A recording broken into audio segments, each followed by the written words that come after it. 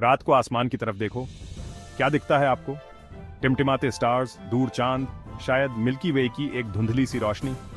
ये तो बस एक झलक है उस विशाल और रहस्यमय यूनिवर्स की जिसमें हम रहते हैं। हमारा यूनिवर्स इतना बड़ा है कि कल्पना करना भी मुश्किल है। अरबों खरबों स्टार्स और गैलेक्सीज हर तरफ फैली हुई हैं। सोचो हमारे सूरज के बारे में, जो जलती हुई गैस का एक विशाल गोला है। अब अरबों स्टार्स की कल्पना करो, कुछ हमारे सूरज से भी बड़े और गर्म, जो अकल्पनीय दूरी पर बिखरे हुए हैं। ये तो बस हमारी गैलेक्सी है मिल्की वे, लेकिन और भी बहुत कुछ है। हमारी जैसी अरबों गैलेक्सीज हैं और हर एक में अरबों स्टार्स हैं। ये सोचकर ही दिमाग घूम जाता है। यूनिवर्स अजूबों से भरा हुआ है। सुपरनोवा कहे जाने वाले विशाल फटते हुए स्टार्स से लेकर ब्लैक होल्स जैसी अजीबोगरीब चीजों तक, जहां ग्रेविटी इतनी प्रबल होती है कि कुछ भी नहीं बच सकता। यूनिवर्स लगातार आश्चर्य और खोज की जगह है। ये एक ऐसी जगह है जो विस्मय और कौतूहल को जगाती है, हमें याद दिलाती है कि हम कितने छोटे हैं और अब भी और कितना कुछ एक्सप्लोर करना बाकी है। तो चलिए एक साथ एक यात्रा पर निकलते हैं, स्पेस और टाइम के माध्यम से हमारे इस अविश्वसनीय यूनिवर्स के कुछ रहस्यों को उजागर करने के लिए। जब हम रात के आसमान को देखते हैं तो हमें स्टार्स और गैलेक्सीज चमकते हुए दिखाई देते हैं। इसे एस्ट्रोनॉमर ऑर्डिनरी मैटर कहते हैं। ऑर्डिनरी मैटर यूनिवर्स का एक छोटा सा हिस्सा है।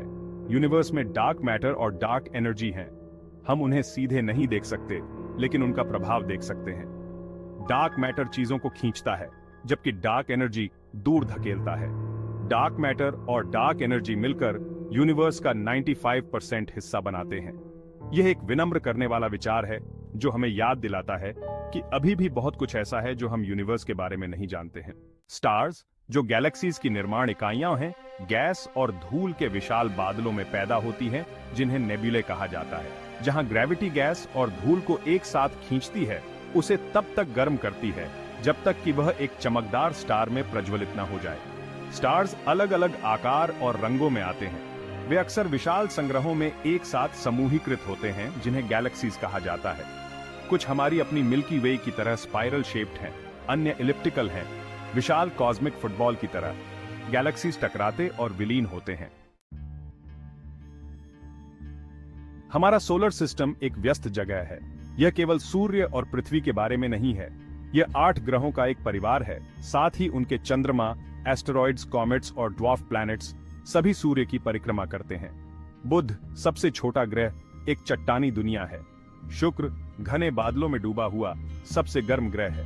मंगल ने जीवन के अतीत को आश्रय देने की क्षमता से मोहित किया है। बृहस्पति, सबसे बड़ा ग्रह, एक गैस दानव है। शनि अपने आश्चर्यजनक छल्लों के लिए जाना जाता है।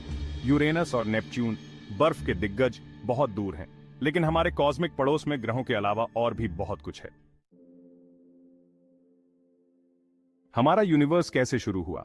सबसे व्यापक रूप से स्वीकृत सिद्धांत बिग बैंग है।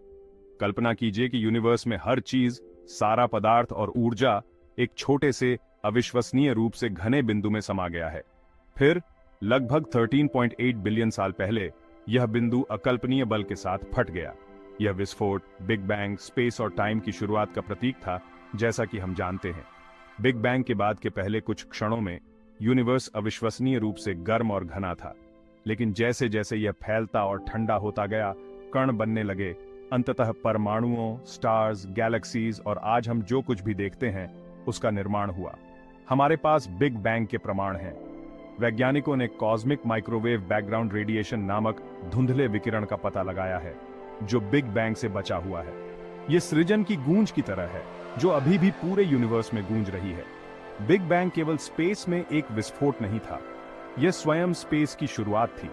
और यह केवल समय की शुरुआत नहीं थी, यह परिवर्तन, विकास, यूनिवर्स में हम जो कुछ भी देखते हैं, उसकी शुरुआत थी। यह एक दिमाग चकरा देने वाली अवधारणा है, लेकिन सबूत इसका समर्थन करते हैं। बिग बैंग हमारे यूनिवर्स की उत्पत्ति के लिए हमारे पास सबसे अच्छा स्पष्टीकरण है। यूनिवर्स स्थिर नहीं है, यह लगातार एक्सपैंडिंग हो रहा है।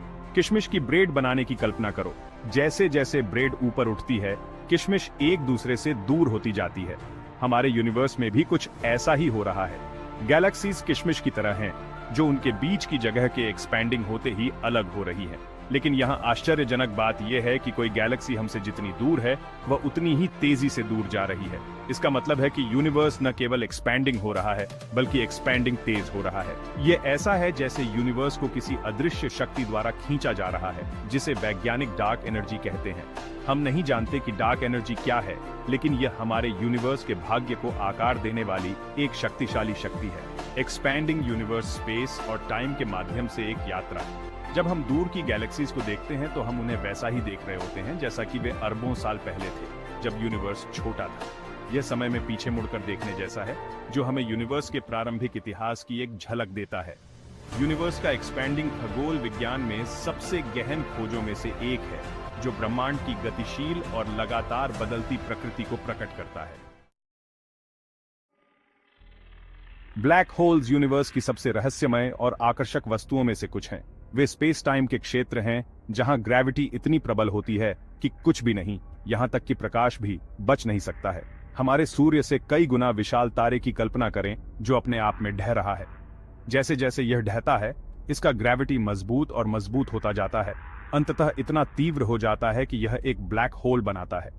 ब्लैक होल्स अदृश्य हैं, लेकिन हम आसपास के पदार्थ पर उनके प्रभावों से उनका पता लगा सकते हैं। गैस और धूल एक ब्लैक होल के चारों ओर घूमते हैं, जिससे एक घूमती हुई डिस्क बनती है, जिसे एक्रीशन डिस्क कहा जाता है। जैसे ही यह पदार्थ ब्लैक होल में गिरता है, यह गर्म हो जाता है और तीव्र विकिरण का उत्सर्जन करता है, जिसे हम दूरबीनों से देख सकते हैं। ब्लैक होल्स अलग अलग आकार में आते हैं। कुछ तारकीय द्रव्यमान वाले ब्लैक होल्स हैं जो विशाल तारों के ढहने से बनते हैं। अन्य अत्यधिक विशाल ब्लैक होल्स हैं जो हमारे सूर्य के द्रव्यमान से लाखों या अरबों गुना अधिक हैं, जो गैलेक्सीज के केंद्रों में पाए जाते हैं। ब्लैक होल्स कॉस्मिक राक्षसों की तरह हैं जो अंधेरे में दुबके रहते हैं, लेकिन वे गैलेक्सीज और स्वयं यूनिवर्स के विकास में महत्वपूर्ण भूमिका निभाते हैं। क्या हम यूनिवर्स में अकेले हैं? ये एक ऐसा प्रश्न है जिसने सदियों से मनुष्यों को मोहित किया है। यूनिवर्स विशाल है, अरबों स्टार्स और ग्रहों से भरा हुआ है। यह असंभव लगता है कि पृथ्वी ही एकमात्र ऐसी जगह है जहां जीवन मौजूद है। वैज्ञानिक पृथ्वी से परे जीवन के संकेतों की खोज कर रहे हैं, ऐसे ग्रहों की तलाश कर रहे हैं जिनमें जीवन के लिए सही परिस्थितियां हो सकती हैं। वे स्टार्स के आसपास रहने योग्य क्षेत्र में ग्रहों की तलाश कर रहे हैं, जहां तापमान सतह पर तरल पानी के अस्तित्व के लिए बिल्कुल सही है। वे पानी, ऑक्सीजन और अन्य रसायनों के संकेतों की भी तलाश कर रहे हैं, जो जीवन की उपस्थिति का संकेत दे सकते हैं। पृथ्वी से परे जीवन की खोज विज्ञान में सबसे रोमांचक और चुनौतीपूर्ण प्रयासों में से एक है। ये कुछ सबसे बड़े सवालों के जवाब की तलाश है जो हम पूछ सकते हैं। क्या हम अकेले हैं? क्या यूनिवर्स में कहीं और जीवन है? और अगर ऐसा है तो यह कैसा दिखता है?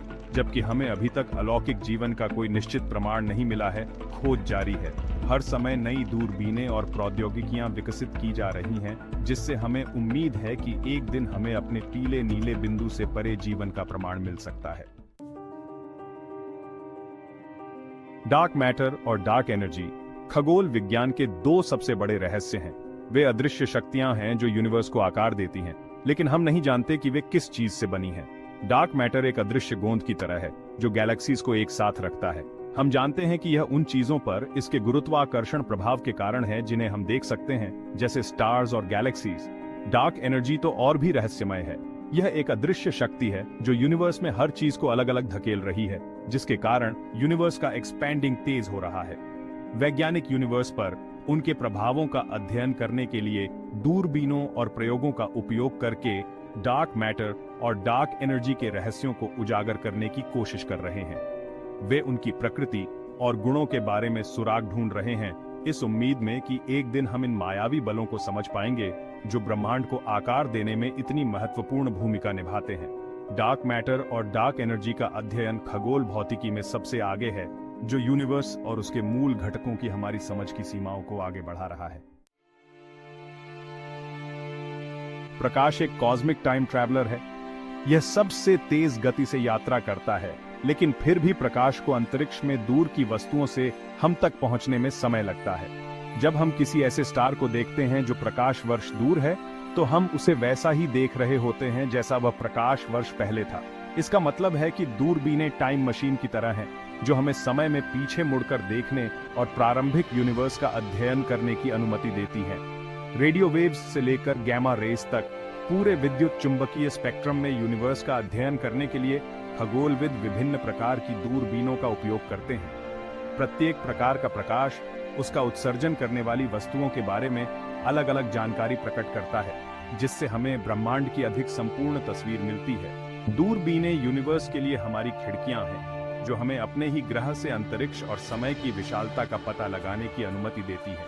वे खोज के उपकरण हैं जो यूनिवर्स के रहस्यों को उजागर करते हैं और ब्रह्मांड में हमारे स्थान की हमारी समझ का विस्तार करते हैं। यूनिवर्स आश्चर्य, रहस्य और अंतहीन खोज का स्थान है। सबसे छोटे कणों से लेकर सबसे बड़ी संरचनाओं तक यूनिवर्स आश्चर्यों से भरा है, हमारी समझ को चुनौती देता है और हमें आगे की खोज के लिए प्रेरित करता है। हम यूनिवर्स के बारे में जितना अधिक सीखते हैं, हमें उतना ही एहसास होता है कि हम अभी भी कितना कुछ नहीं जानते हैं। लेकिन यही तो खगोल विज्ञान को इतना रोमांचक बनाता है। यह ज्ञान की एक कभी न खत्म होने वाली खोज है, ब्रह्मांड के रहस्यों और उसके भीतर हमारे स्थान को उजागर करने की यात्रा है। तो रात के आसमान को देखते रहें और कभी भी सवाल पूछना बंद न करें।